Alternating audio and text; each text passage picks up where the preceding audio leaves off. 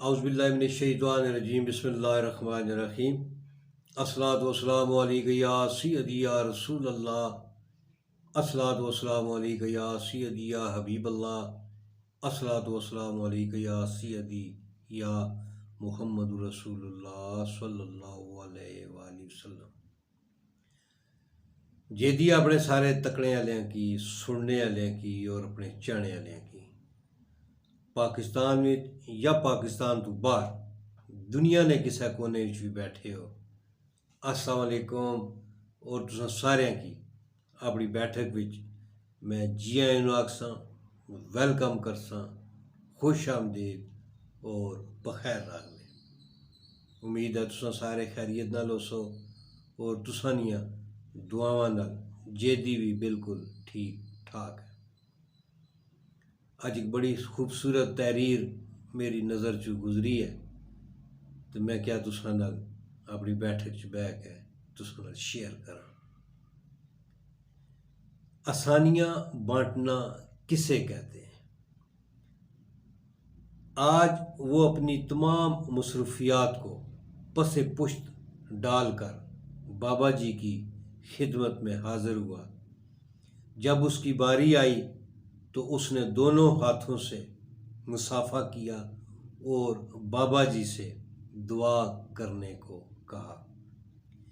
بابا جی نے نوجوان کے کاندھے پر ہاتھ رکھا اور بڑے پیار سے دعا دی، اللہ پاک تجھے آسانیاں بانٹنے کی توفیق عطا فرمائے۔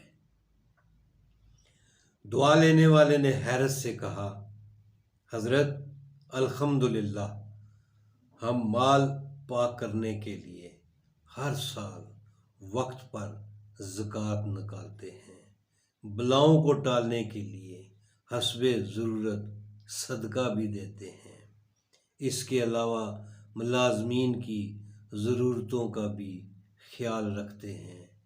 ہمارے کام کرنے والی کا ایک بچہ ہے جس کی تعلیم کا خرچہ ہم نے اٹھا رکھا ہے۔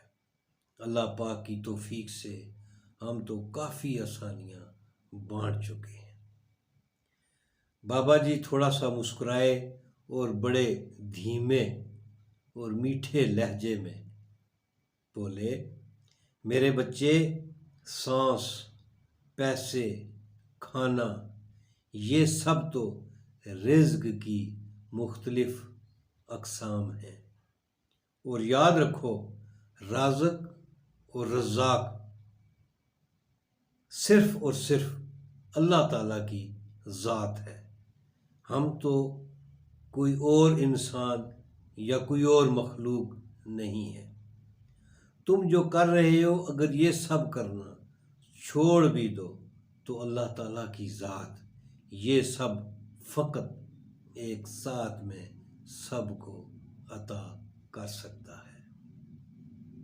اگر تم یہ کر رہے ہو تو اپنے اشرف المخلوقات ہونے کا ذمہ ادا کر رہے ہو۔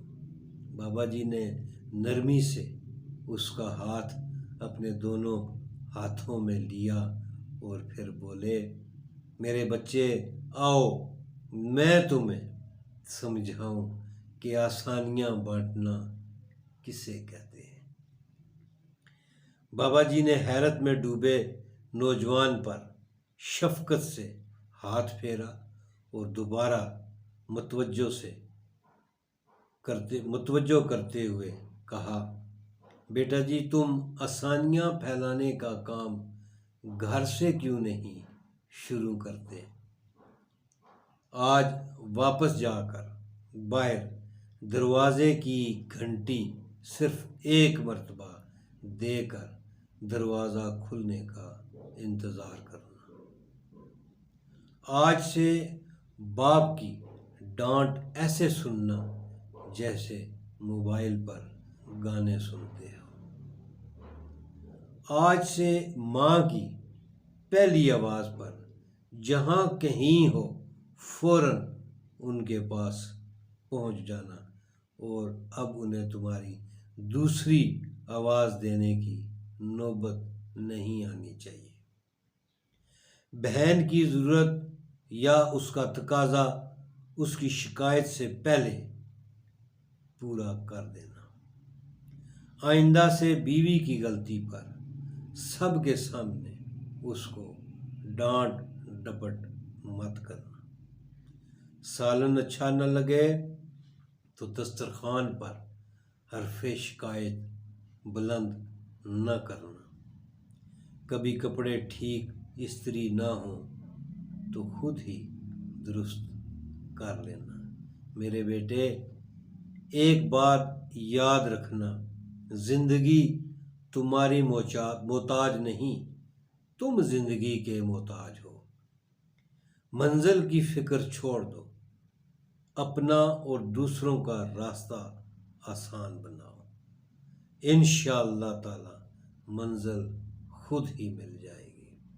آئیں صدقے دل سے دعا کریں، اللہ پاک ہم سب کو آسانیاں بانٹنے کی توفیق عطا فرمائے۔ آمین ثم آمین۔ وما علینا الا البلاغ المبین۔